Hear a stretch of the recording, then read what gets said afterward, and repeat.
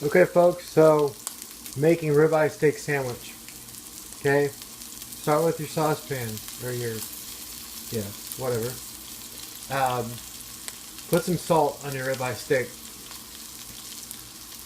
Make sure your pan's roaring hot. Throw it on there. Make sure it stays. You want to almost burn the ribeye steak on each side. Now so it's nice and crispy. Toast some Italian bread. Now what you see here is some grape jelly.